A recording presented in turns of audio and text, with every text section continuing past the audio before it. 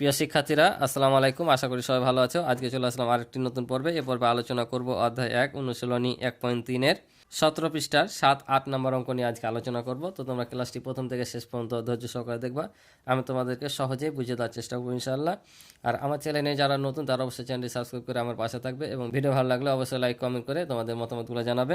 আর ইতিপূর্বে যারা আমার চ্যানেলটি সাবস্ক্রাইব করে আমার পাশে রয়েছে তাদেরকে অসংখ্য ধন্যবাদ। আমার ভিডিওগুলো ধারাবাহিক দেখতে বা সম্পূর্ণ অধ্যায়ের ভিডিও দেখতে তোমরা এই ভিডিওর ডিসক্রিপশানে গিয়ে সম্পূর্ণ ভিডিওর লিঙ্ক পাবে, অথবা আমার চ্যানেলে প্লে লিস্টে গিয়ে সম্পূর্ণ অধ্যায়ের ভিডিও তোমরা দেখতে পারবে। তো চলো আমরা অঙ্কগুলো শুরু করি।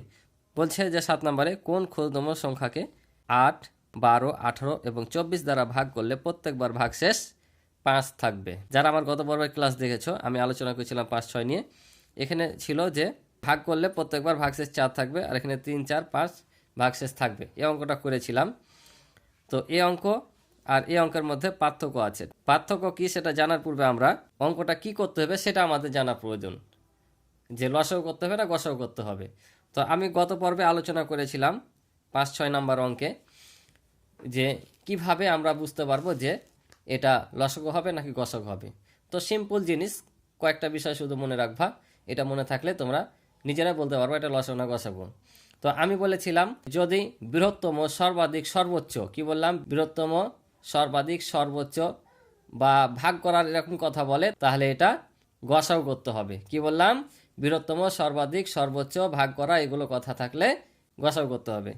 আর যদি ন্যূনতম ক্ষুদ্রতম একত্রে পুনরায় এরকম কথা বলে তাহলে লসাগু করতে হবে। ঠিক আছে, যদি ক্ষুদ্রতম ন্যূনতম পুনরায় একসাথে বারবার এমন কথাগুলো আসে তাহলে লসাগু করতে হবে। অর্থাৎ বড় বুঝালে গসাগু, ছোট বুঝালে লসাগু। তাহলে এখন বলো তো এটা কি করতে হবে। বলছে কোন ক্ষুদ্রতম সংখ্যাকে এত এত দ্বারা ভাগ করলে প্রত্যেকবার ভাগশেষ 5 থাকবে। তাহলে ক্ষুদ্রতম সংখ্যা বলেছে, আর ক্ষুদ্রতম চাইলে আমি কি বললাম, লসাগু করতে হয়।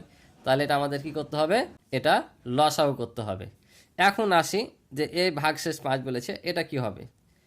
তাহলে কোন ক্ষুদ্রতম সংখ্যাকে এত এত দ্বারা ভাগ করলে ভাগশেষ 5 থাকবে। অর্থাৎ যে ক্ষুদ্রতম সংখ্যাটা আমরা বের করব, অর্থাৎ এগুলোর লসাগু, সেইটাকে 8 দিয়ে, 12 দিয়ে, 18 দিয়ে, 24 দিয়ে ভাগ করার পর ভাগশেষ যেন 5 থাকে। তো আমরা এখানে যেটা লসাগু করি সেটা সাধারণত নিঃশেষে বিভাজ্য হয়। তোমরা লসাগুর পর এগুলো ভাগ করে দেখবা প্রত্যেকটা দ্বারা নিঃশেষে বিভাজ্য হবে। কারণ লসাগুটা এমন একটা জিনিস, যে সংখ্যাগুলো লসাগু বের করবা ওই সংখ্যা দ্বারা ওই লসাগুটা নিঃশেষে বিভাজ্য হবে। এখন বিভাজ্য যদি হয় তাহলে প্রত্যেকবার ভাগশেষ কি থাকবে বলে, 5 থাকবে। তাহলে আমরা যদি ওই লসাগুর সাথেই 5 যোগ করে দিই তাহলে কি হবে, যতবার এই সংখ্যাগুলোতে ভাগ করবা ততবারই কি থাকবে, 5 থাকবে। সিম্পল বিষয়, ঠিক আছে না। যদি লসাগুটা এই সংখ্যাগুলো দ্বারা নিঃশেষে বিভাজ্য হয় তাহলে লসাগুর সাথে যদি আমরা 5টা যোগ করে দিই তাহলে আর নিঃশেষে বিভাজ্য হবে না, তখন কি থাকবে, প্রত্যেকবার ভাগশেষ থাকবে। তো অঙ্কটা শেষে তোমরাকে আমি দেখিয়ে দেবো যে কীভাবে ভাগশেষ 5 থাকে। ঠিক আছে, তাহলে এখন নর্মালি আমাদের কী করতে হবে, লসাগু করতে হবে। তাহলে আমরা লিখব নিম্ন ক্ষুদ্রতম সংখ্যা হবে এত এর লসাগু থেকে 5 বেশি। অর্থাৎ ভাগশেষের কথা যদি বলে 5টাকে আমরা কি করতে হবে, লসাগুর সাথে যোগ করে দিতে হবে। বুঝছো? তো চলো অঙ্কটা করি।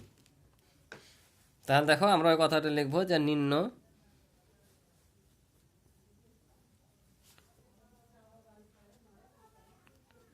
ক্ষুদ্রতম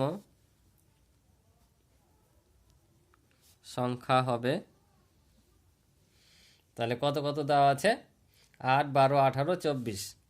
8, 12, 18 ও 24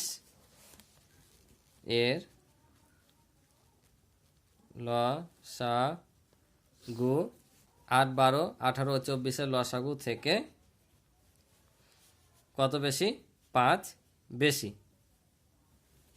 5 বেশি মানে তার মানে কি, আমরা যে লসাগুটা পাবো সেটার সাথে 5 যোগ করে দেবো। তাহলে প্রত্যেকবার যখন এগুলোতে ভাগ করবো ভাগশেষ 5 থাকবে।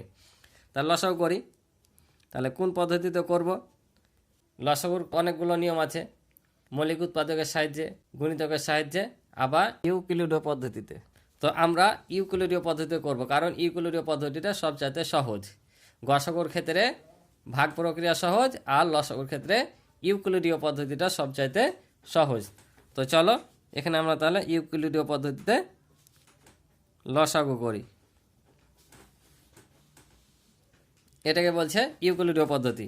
তাহলে কত নিব, আমি বলেছিলাম গত পর্বগুলোতে 4 নম্বর অঙ্কে যে কমপক্ষে দুইটা সংখ্যাকে একই রকম সংখ্যা দ্বারা নিঃশেষে বিভাজ্য হতে হবে অর্থাৎ ভাগ করতে হবে, এবং যতক্ষণ পর্যন্ত সহমৌলিক সংখ্যা না আসবে ততক্ষণ পর্যন্ত ভাগ চলতে থাকবে। সহমৌলিক মানে এক ব্যতীত তাদের মধ্যে কোনো সাধারণ গুণনীয়ক থাকবে না। তাহলে প্রথমে 2 দিয়ে করবো, কারণ প্রত্যেকটাই জোড় সংখ্যা। তাহলে 4 দুগুণা 8, 6 দুগুণা 12, 9 দুগুণা 18, 12 দুগুণা 24।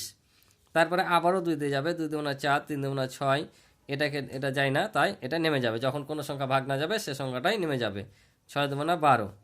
এখনও দেখো 2টা জোড় সংখ্যা আছে, 2 দিয়ে যাবে, 1, 3, 9, এগুলো ভাগ যায় না তাই নেমে যাবে। এটা 3 দুগুণা 6, আর 2 দিয়ে যাবে না যেহেতু জোড় সংখ্যা নাই, 3 দিয়ে যাবে।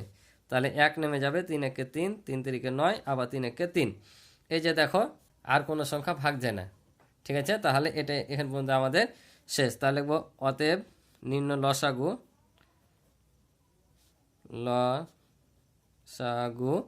সমান, লসাগু করলে আমরা কি করি, এই পাশ থেকে সবগুলো নিই, অর্থাৎ 2 গুণিত 2 গুণিত 2, 3টা 2 আছে আর 3 আছে 2টা নিলাম। ঠিক আছে, তাহলে এখন আমরা কি করবো, এটা গুণ করে নেব। তাহলে 2 দুগুণা 4, 4 দুগুণা 8, 3 8 24, আর 3 24 হয় 72। ঠিক আছে, তাহলে আমরা কি পেলাম, লসাগু পেলাম 72। কিন্তু আমাদের এখানে শর্ত কি ছিল, যে ক্ষুদ্রতম সংখ্যা হবে কত, এদের লসাগু থেকে 5 বেশি। তাহলে আমরা কি এখানে 5 যোগ করে দিতে হবে। তাহলে অতএব নিম্ন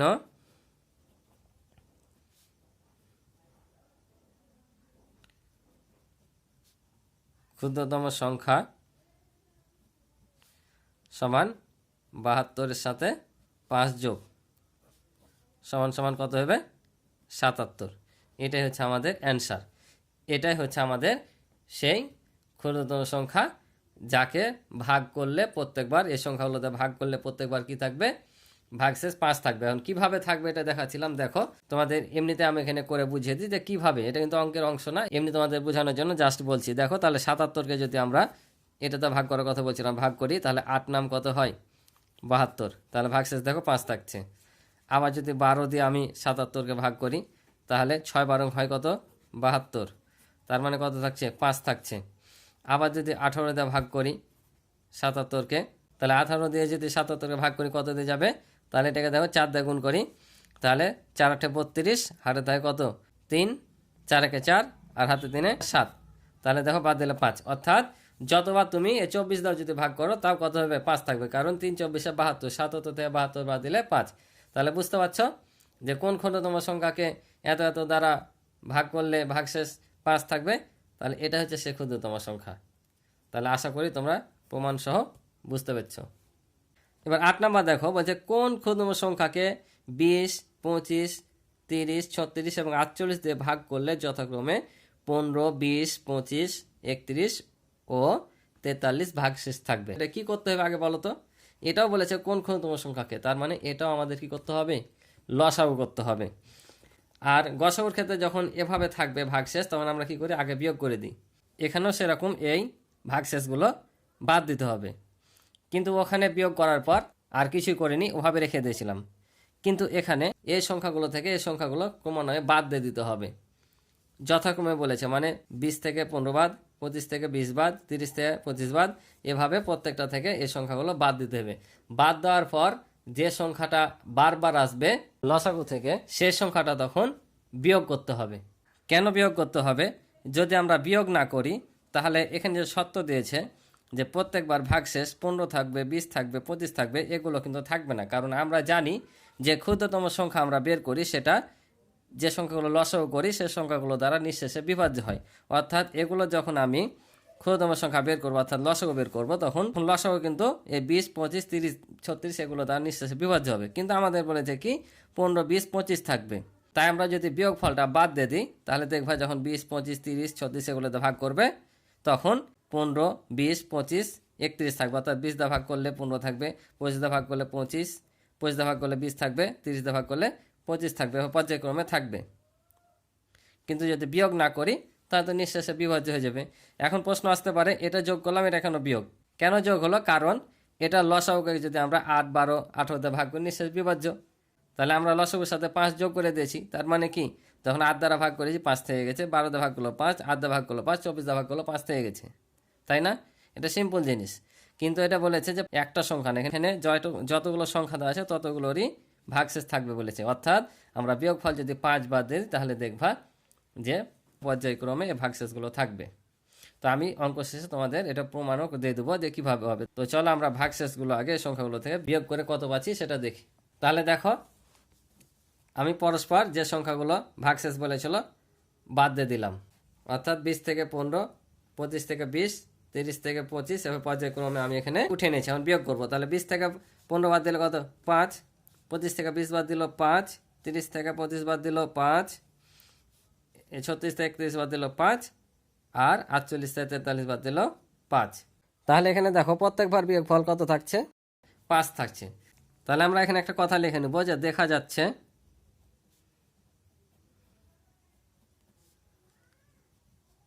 প্রতিবার বিয়োগফল কত 5, এই কথাটা লিখে নেবে যে দেখা যাচ্ছে প্রতিবার বিয়োগফল 5। যদি না দাও তাও সমস্যা নাই, দিলে একটু ভালো হয়। তাহলে এবার লিখবো যে অতএব নিম্ন ক্ষুদ্রতম সংখ্যা হবে, নিম্ন ক্ষুদ্রতম সংখ্যা হবে, এই যে আমরা এখানে দেখতে পাচ্ছি 20, লসাগু কিন্তু এগুলোরই করতে হবে, ঠিক আছে, এগুলোর কিন্তু না, মূল সংখ্যাগুলোরই লসাগু করতে হবে। 30, 36 ও 48 এর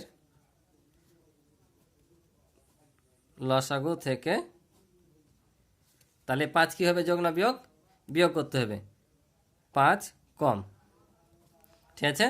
কারণ আমরা যদি লসাগু থেকে 5 বাদ দিয়ে দিই তাহলে যখন এই সংখ্যাগুলোতে ভাগ করব তখন পরস্পর 20 দিয়ে ভাগ করলে 15 থাকবে, 25 দিয়ে ভাগ করলে 20 থাকবে, 30 দিয়ে ভাগ করলে 25 থাকবে, ঠিক আছে।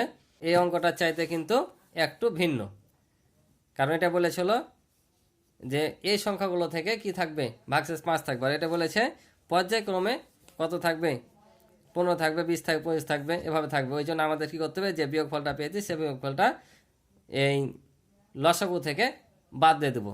বাদ দিলে দেখবা যে এগুলোতে ভাগ করলে যখন যাকেতে ভাগ করবা তখন এই ভাগশেষগুলো পর্যায়ক্রমে থাকবে। তো এটা তোমাদের আমি দেখে দেবো। তো আগে লসাগু করি, তো লিখি এখন, তাহলে 20, তারপর 25, 30, 36 আর 48, এগুলো যদি লসাগু করি তাহলে 2 দিয়ে যাবে 10, 25 জায়না নেমে যাবে, 15 দুগুণা 30, 18 দুগুণা 36, 24 দুগুণা 48, আবারও 2 দিয়ে 5, 25 নেমে যাবে, 15, 9 দুগুণা 18 আর 12 দুগুণা 24। আর কোনো জোর সংখ্যা নাই, দেখো একটাই জোর সংখ্যা যাবে না, কমপক্ষে দুটাকে যাওয়া লাগবে। তাহলে এটা আমরা কি করব, এখন 3 দিয়ে করব। তাহলে 5 নেমে যাবে, 3 দিয়ে যায় না, 25 নেমে যাবে, 3 5 15, 3 3 9, 3 4 12, এবার 3ও যায় না, আর কোনো সংখ্যা নাই। তাহলে এবার 5 দিয়ে, তাহলে 5 একে 5, 5 5 25, 5 একে 5, 3 নেমে যাবে, 4 নেমে যাবে। দেখো এখন পরস্পরে রাখি হয়েছে, সমমূলক হয়ে গেছে, অর্থাৎ এক ছাড়া এদের মধ্যে কোনো আর সাধারণ গুণনীয়ক নাই। তাহলে আমরা আগে লিখবো যে নির্ণয় লসাগুটা আগে বের করব। নির্ণয় লসাগু, তাহলে আমরা এগুলো সবগুলো উঠে নেব। তাহলে 2 গুণিত 2 গুণিত 3 গুণিত 5 গুণিত 5 গুণিত 3 গুণিত 4, এগুলো এখন আমরা গুণ করে দেখব কত পাচ্ছি, ঠিক আছে। তো তোমাদের সাধারণ ক্যালকুলেটর ব্যবহার করতে এখন শিখছে হয়তো দিবে, তো আমি ক্যালকুলেটরে করছি, বা মুখে মুখে করতে পারো যে 2 দুগুণা 4, 3 4 12, 5 বারং 60, 5 বারং 60, ঠিক আছে। আবার এগুলোকে গুণ করে নিতে পারো যে 3 5 15, আবার হচ্ছে 4 15 কত 60। তাহলে এখন যদি আমরা 60 আর 60 গুণ করি তাহলে কত হবে, মুখে মুখে করে নিলাম, ক্যালকুলেটর নিলাম না। তাহলে এই শূন্য দুটা রেখে দিই, 6 6 36, এই স্টাইলটা তোমরা 5-এ শিখেছ, তাহলে কত পেলাম 3600। তাহলে আমরা এখানে কত বসাবো, 3600, ঠিক আছে। তাহলে আমরা এখন লিখব যে অতএব নিম্ন ক্ষুদ্রতম সংখ্যা, নিম্ন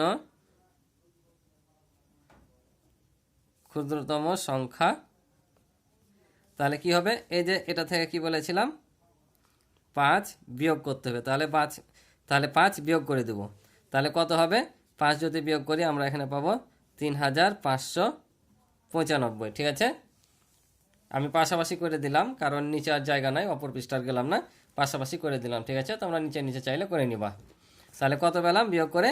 3595। এটা হচ্ছে আমাদের কি উত্তর।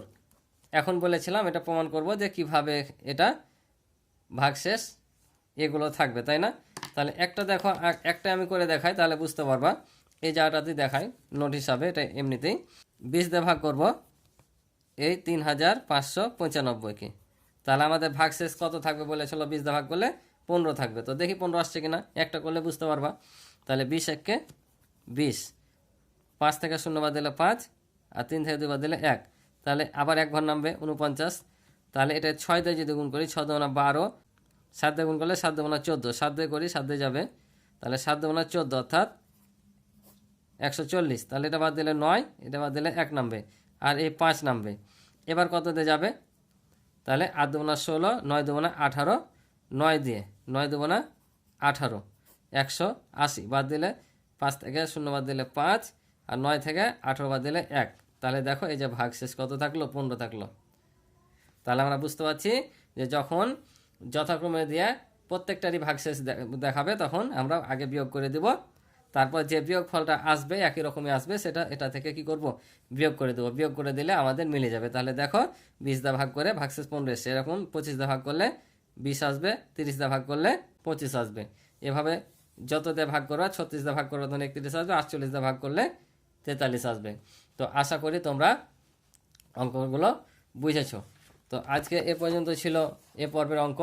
দেখা হবে পরবর্তী পর্বে। ভালো থাকো, সুস্থ থাকো, আল্লাহ হাফেজ।